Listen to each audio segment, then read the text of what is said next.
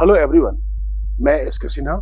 आज जो 15 तारीख का फर्स्ट शिफ्ट का जो पेपर हुआ है उसके ऑर्गेनिक के क्वेश्चंस हम लोग डिस्कस कर रहे हैं। तो कुल मिलाकर के 8 क्वेश्चंस हम लोग कलेक्ट कर पाए हैं। तो सबसे पहले हम लोग देखते हैं क्वेश्चन नंबर 1। ये एक एरोमेटिक का क्वेश्चन है, इलेक्ट्रोफिलिक एरोमेटिक सॉल्यूशन का, जिसमें दिया हुआ है, आपसे पूछा गया है कि भाई इस कंपाउंड से इस कंपाउंड बनाने में कौन कौन से रिएजेंट चाहिए, रिएजेंट रिक्वायर्ड। तो यहां पे ध्यान देना कि यहां पर बेसिकली पूछा गया कि reagent required in this processing. तो अब अपने पास कई कॉम्बिनेशन है रिएजेंट के, तो ध्यान इस बात का रखना है कि हमारे पास जो मिथाइल है, हमें यहां से यहां इन दोनों में क्या क्या डिफरेंस है। कार्बन तो यहां भी है और नाइट्रोजन यहां भी है और एक ब्रोमीन यहां एक्स्ट्रा लाया गया।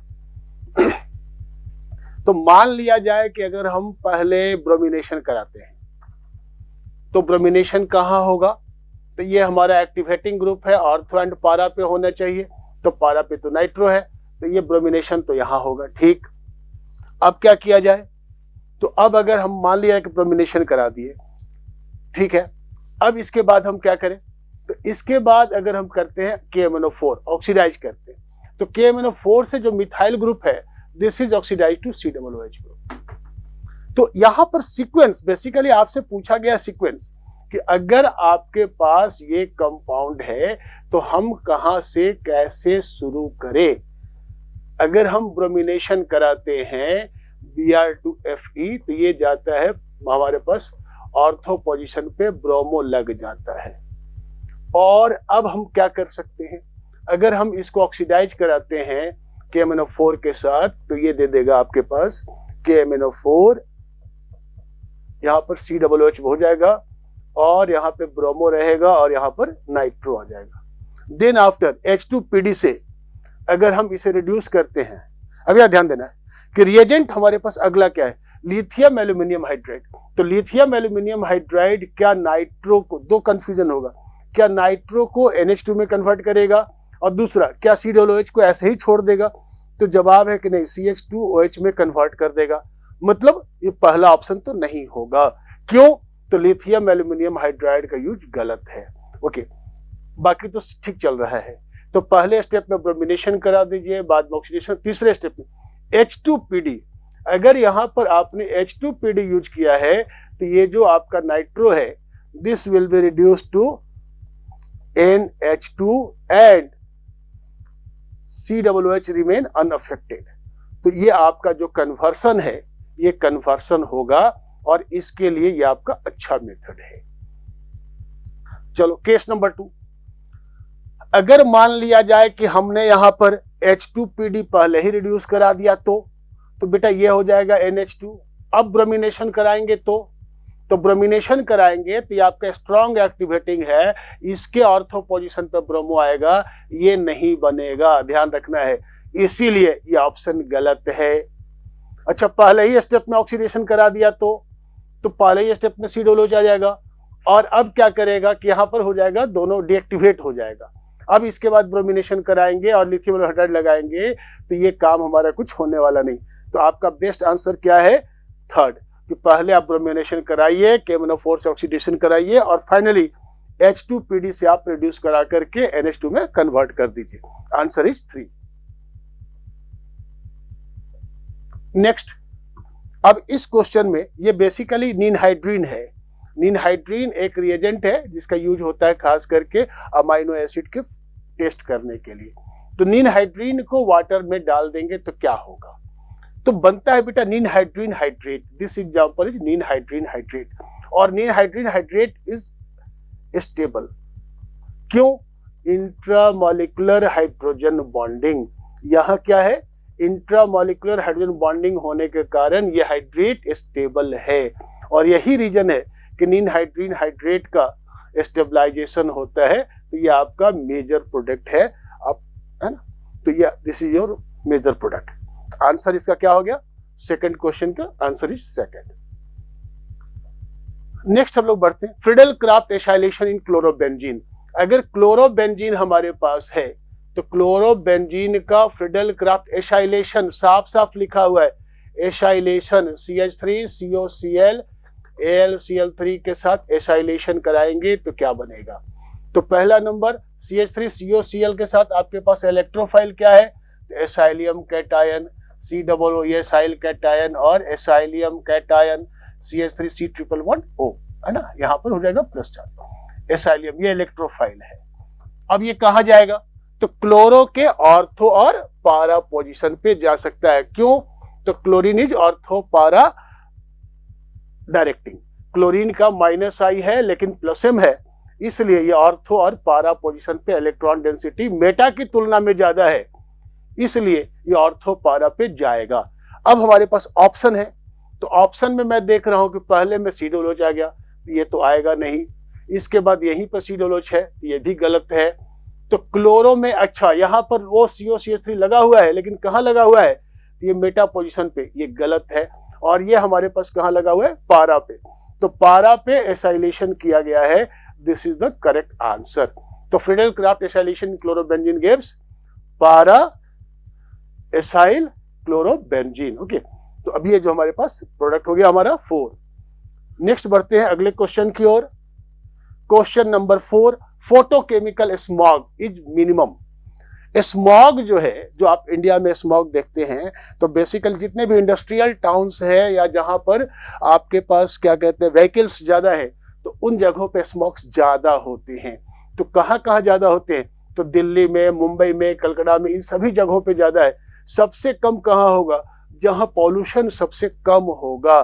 तो ऐसा कौन सा जगह है, तो जम्मू कश्मीर, वो भी जनवरी फरवरी में, जहां पर ठंड पड़ रही हो, बर्फबारी हो रही हो, तो पूरा का पूरा यहाँ पर तो कोई पॉल्यूशन होगा ही नहीं, किसी भी तरह का स्मॉग फॉर्मेशन ऐसे कोल्ड जगह पे नहीं होगा।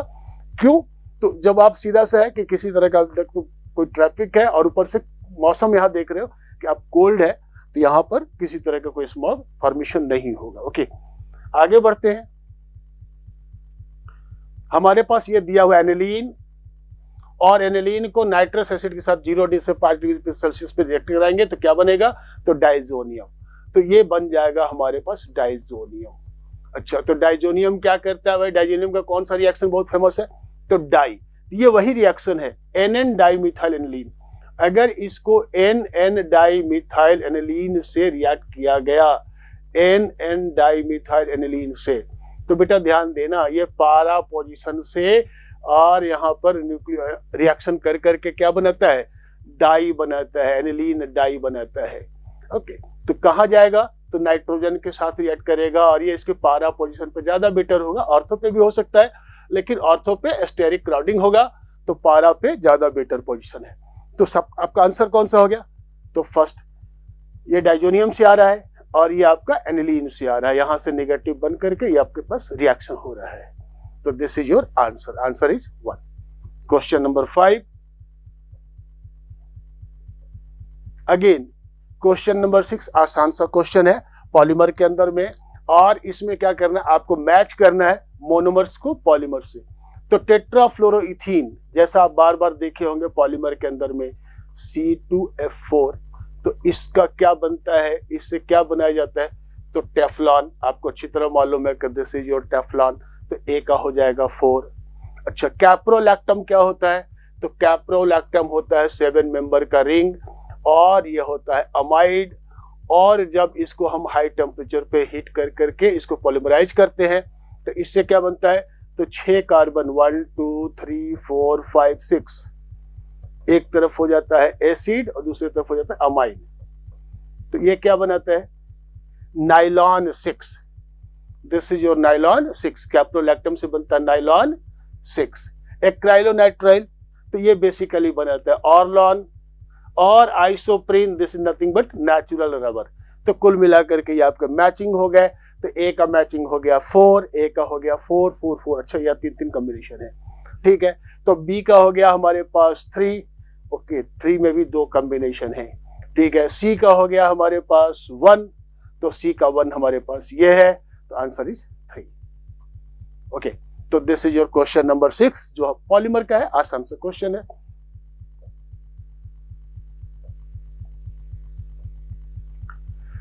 Increasing order of rate of electrophilic aromatic substitution reaction is, इन सारे कंपाउंड पे इलेक्ट्रोफिलिक एरोमेटिक सब्स्टिट्यूशन रिएक्शन का रेट क्या होगा? तो बेटा EAS का रेट क्या होता है?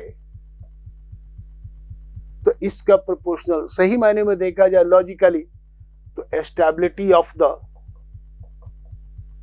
एरेनियम आयन, जो आपके पास एरेनियम आयन इंटरमीडिएट बन रहा है, उस एरेनियम आयन इंटरमीडिएट की स्टेबिलिटी से प्रोपोर्शनल होगा। और ये एरेनियम आयन की स्टेबिलिटी किस पर डिपेंड करेगी? Proportional two electron density in benzene ring.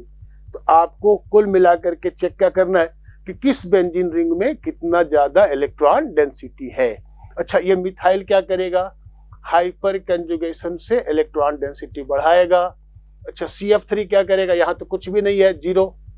CF3 क्या करेगा? यहाँ -I स्ट्रांग होगा, तो ये इलेक्ट्रॉन डेंसिटी को घटाएगा और बहुत ज्यादा घटाएगा। मिथॉक्सी ग्रुप, यहाँ क्या होता है? +M, तो ये +M से क्या करेगा? इलेक्ट्रॉन डेंसिटी को बढ़ाएगा। ओके, यहाँ मीजोमेरी हो गया। और यहाँ पर N डाइमिथाइल है, तो यहाँ पे ध्यान दीजिए, तो यहाँ पर क्या होने वाला है? तो यहाँ पर इलेक्ट्रॉन डेंसिटी और ज्यादा बढ़ेगा। तो सबसे ज्यादा इलेक्ट्रॉन डेंसिटी किस रिंग में है? तो E में, उसके बाद D में, उसके बाद A में, तब कहाँ है? B, तब कहाँ है? C। तो आपका करेक्ट आंसर क्या हो गया? यहाँ रीजन समझना, यहाँ क्या रीजन है? मीजोमेरी। और N ग्रुप का मीजोमेरी ज्यादा होता है देन मिथॉक्सी, तो E is greater than D। और चूंकि दोनों M है और ये हमारे पास हाइपर कंजुगेशन है, N के बाद आता है ऑर्डर में, तो EDA, तो E सबसे अधिक है, then D, then A। Okay, और उसके बाद कौन? B, और फाइनली हमारे पास कौन है? C। तो this is your answer. Answer is 1।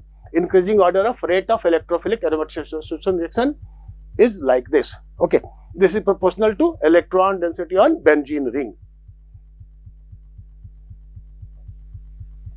अच्छा, अगला क्वेश्चन हाइड्रोकार्बन का है और B2H6 एंड H2O2। तो अगर आप थोड़ा सा ध्यान दीजिए तो ये क्या है? This is nothing but hydroboration oxidation. Hydroboration oxidation, अगर आपने एल्कीन पे पढ़ा होगा तो हाइड्रोबोरेशन ऑक्सीडेशन में क्या होता है? Anti Markovnikov addition of water. तो जो आपका एल्कीन है इस पे एंटी मार्कोनिकॉफ, मार्कोनिकॉफ में यहाँ H लगता है, यहाँ OH लगता है, एंटी मार्कोनिकॉफ में क्या बन जाएगा? CH3 CH2 CHOH, ये 1 डिग्री अल्कोहल बनेगा, anti Markovnikov addition of water. अच्छा, ये PCC ये क्या होता है? तो पिरिडीनियम क्लोरोक्रोमेट। इसकी क्या विशेषता है? कि ये अल्कोहल को ऑक्सीडाइज करता है, कहां पर? तो कार्बोक्सिलिक ये एल्डिहाइड में ऑक्सीडाइज कर देगा, CHO। तो ये आपका बन गया प्रोपानल। नेक्स्ट क्या कर रहे हैं? CH3MgX, CH3MgBr ग्रिग्नार्ड है, तो जब भी आप इसमें CH3MgBr ऐड करेंगे तो यहाँ पे ये CH3 माइनस क्या है? ये कार्बन आयन है और न्यूक्लियोफिलिक एडिशन रिएक्शन होगा, कार्बन पे ऐड करेगा और ये आपका प्रोडक्ट हो जाएगा CH3 CH2 CO-H and methyl, और यहाँ पर OMgX। और हम लोग एज्यूम कर लेते हैं कि यहाँ पर हाइड्रोजन आ जाएगा, एसिडिफिकेशन कर दिया जाएगा, तो बेसिकली ये प्रोडक्ट क्या बन गया? CH3 CH2 COH CH3। तो कौन सा है? CH3 CH2 CHOH and CH3। This is your answer, है ना? तो ये आपका इसका ये आंसर हो गया। यहाँ पे एक बात मैं आपको बात बता दूं कि भाई यहाँ पर वाटर लिखना चाहिए था, लेकिन अगर नहीं भी लिखा हुआ है तो परेशान होने की बात नहीं। आप कई सारे होटल में जाते हैं तो वाटर वहाँ मेनू में अलग से मेंशन होता है, और कई होटल ऐसे होते हैं जहां पर आप जैसे ही जाएंगे आपके सामने पानी का ग्लास और जग रख दिया जाएगा। तो यहाँ ऑर्गेनिक केमिस्ट्री में ये परंपरा है कि या तो वाटर दे दिया जाए, नहीं भी दिया जाए तो हम उसको फॉलो अप कर लेते हैं। The answer is 3। ओके, और इसी के साथ आज 15 अप्रैल का जो पेपर है, और यूं कहिए तो लास्ट पेपर है, तो ये सारा का सारा डिस्कशन हो चुका, और हम लोग मिलेंगे अब जब ऑफिशियल पेपर्स इसके रिलीज होंगे तो उनके आंसर्स के साथ, उनके सॉल्यूशंस के साथ। Till then, good bye, thank you.